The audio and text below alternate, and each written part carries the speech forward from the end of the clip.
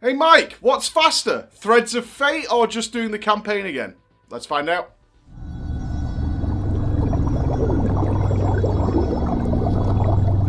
Day 3, Project Shadowlands. What did we get up to? Well, we stuck entirely to the plan.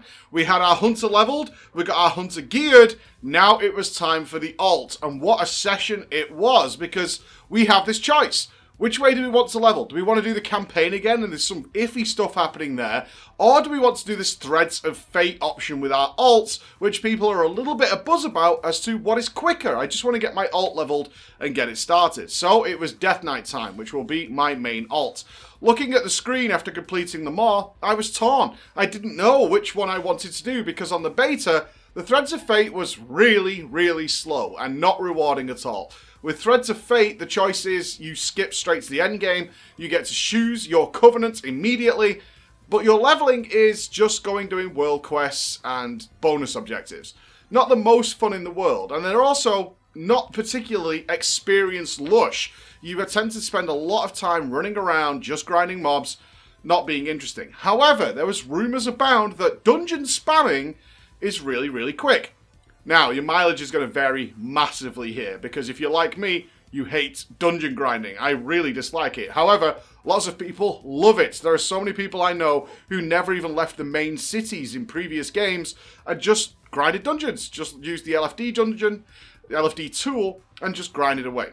So, luckily, at the time, at the moment I was about to click the button, there was a group forming in my guild to do this dungeon spamming. In fact, many of them had already done it and had considered it to be a more efficient process. So for science, I went against my better instincts, which was to just do the campaign again, and went with the Threads of Fate dungeon spamming. Now, it took my group about 7 hours and 20 minutes in order to reach the level cap. Now, there's some tricks here before I get into what I think about it. Firstly, there are these quests that you get. The game, if you choose Threads of Fate, wants you to check out each zone. So you'll be asked, once you choose the Threads of Fate and you choose your covenant, I chose Necrolord of my DK for big slappy hands, it will say, where do you want to go? Do you want to go to Ardenweald, Revendreth? And once you choose a zone, it will give you a Fill the Bar quest, which is going to give you a rather large chunk of XP, about 25% of a level. But if you just fly to each zone, literally just fly into the zone to a flight point and then fly to somewhere else, as soon as you enter that zone, it will give you the quest for that zone as well, which means you can pick up all 4 of the Fill the Bar quests. Then you form a group and you go into the dungeons. Now, each dungeon is going to give you about 10% of one of those bars, which means if you're lucky, you will fill some of these bars up by the time you hit level 59 through just dungeon grinding. You can turn them in, and each one's going to give you 25% of the way to 60. If you have some downtime with your group, like I did, doing a couple of bonus objectives in these zones will give you more in that bar, so you might have more turn-ins. In an ideal world, you will have 4 turn-in quests waiting for you at level 59, which will instantly boost you to level 60. Now for the reality. Is it quicker? No. This was universally agreed. This system is only quicker if you have a really, really fast, dedicated, and efficient group to do dungeons with. So if it's pure speed you're looking for, the campaign is still quicker. Absolutely. Doing the campaign is still quicker. But remember, you can swap to the Threads of Fate anytime you want to, and this is important. Let's suppose you decided, I want to go the fastest route, so I'm going to do the campaign. But obviously, I don't want to do all of the campaign. I just want to hit level 60. I've done all the campaign on my main character. If you hit level 60, after having selected to do the campaign, for some reason, the game then locks you into finishing the campaign. Now, this is a problem because you can level via the campaign and actually cap in Ardenweald without even starting the Revendreth quest. But if you hit level 60, you have to finish the Revendreth quest. So the trick here is to swap back to Threads of Fate at like 59 and 2 quests away from level 60. That means you can finish whenever you feel like. Alright, so bear that in mind. You can obviously change at any point earlier, but if you do hit level 60, after saying you want to do the campaign again, it locks you in, no matter where you are in the campaign, to finish the campaign. I hope Blizzard fixes this. It's totally unnecessary. What people were hoping to do was to do the campaign, hit level 60, and then say, right, I'm done. I want to swap back, and I want to go straight to the end game now. They do not let you do that. If you do it at 59 and 3/4, 59 and 9/10, then it will simply let you just go to level 60 without having to finish the campaign. So that's something you want to bear in mind. Let's go back to this Threads of Fate leveling. So it took my group about 7 hours. Wasn't the most efficient group. Okay, it was not the most efficient group. We had people who are mid-level by the time we started. They were like 56 and 54. They capped earlier, so they then swapped to other characters, swapping in. People going for food breaks and things like that, which is very normal over that period of time. What it wasn't was a super hardcore, dedicated choo-choo, go, go, go, go, go. It was actually what I would call pretty quick. These were all mythic geared characters, besides mine, that actually made this work. It's still slower, and it's also so boring. But again, your mileage is going to vary. Some people love dungeon leveling. I was so bored. The rest of my group was so bored. If it wasn't for the fact that they're pretty funny guys, I like playing with them, and we were just having a good time on comms, I would have given up a long time ago and gone and done something else. Realistically, I probably would have played a different character. Either way, is Threads of Fate faster? Right now, no. It also, and for some reason some people aren't really getting this, they weren't getting renowned while doing Threads of Fate. Of course you're not. We're in the first week. There's no catch-up system for the first week. Some people were asking me, is the catch-up system in? I'm like, we've just started the game. I'm legitimate. Some people are face-palming that right now. I understand that. But there were people who were watching us who were like, oh, is the catch-up system in? No, the game just launched. There's no catch-up system yet. Later on, you will have catch-up systems involved in the Threads of Fate, but right now you don't. If you want my advice for the most efficient way, potentially there's a super efficient way where you just complete Bastion as the campaign, because that gives like 55. Then you swap to Threads of Fate dungeons, and then you get them done, because the dungeon experience past level 55 is actually pretty good. However, your characters do become quite weak at that point because you're just constantly gaining levels without gaining gear for the most part. So you notice that your damage with scaling and stuff actually drops off like level 55, and you start to reduce in power because of the scaling issues and all that kind of stuff.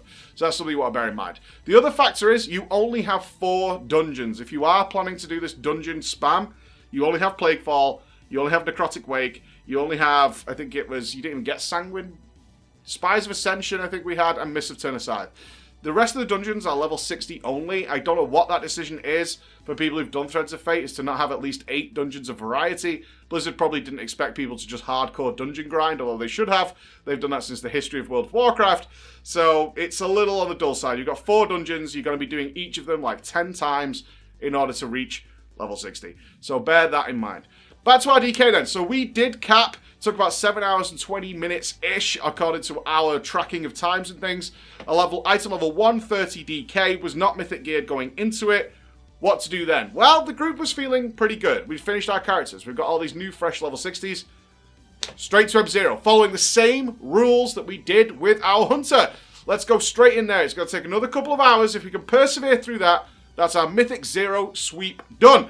Mythic Zero, of course, is a 1-week lockout, but it is the best source of gear in the game right now. So we went straight into there. And luck was not on my side. Good God almighty. I got about 4 items, which was not what I was hoping for compared to what I got on my Hunter. My Hunter, of course, got really good and got about item level 178. And I did buy a couple of the cheap BOEs, which I've talked about yesterday, which are totally fine.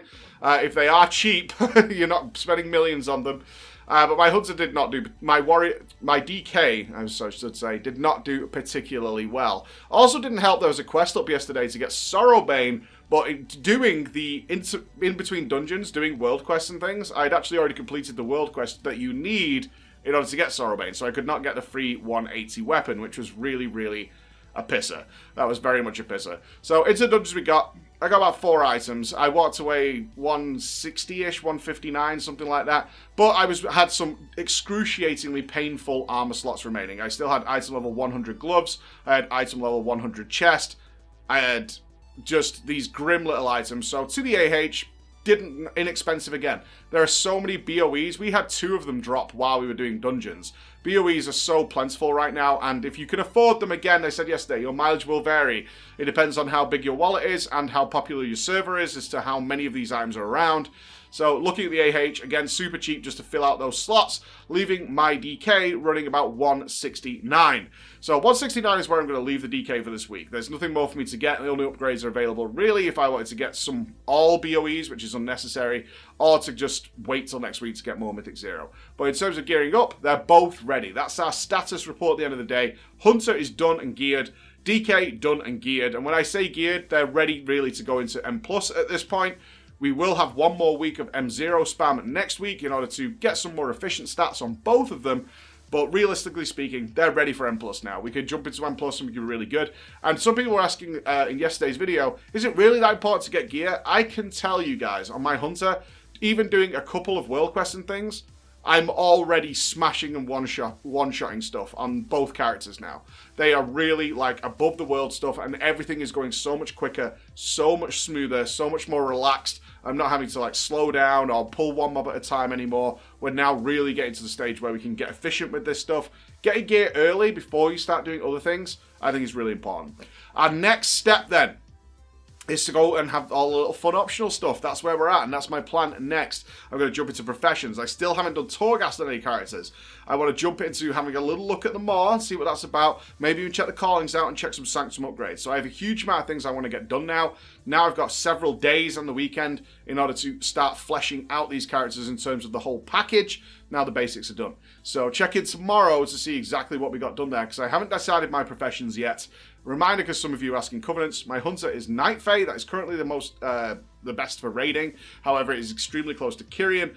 And my DK is Necrolord. And the reason is, DKs are really excruciatingly close with their Covenants. Whichever one you want, you can pretty much go with without worrying about it. Some of the tanks are going Kyrian because it's technically the best.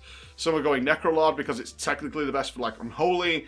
And then there's Venthyr, which works really well for lots of them. And Night Fae is also very, very strong as well. They're really, really close to each other. So luckily with Death Knights, you can kind of choose whatever you want without much fear. Alright guys, thank you so much for listening, and check in tomorrow. See how we get on. Bye-bye.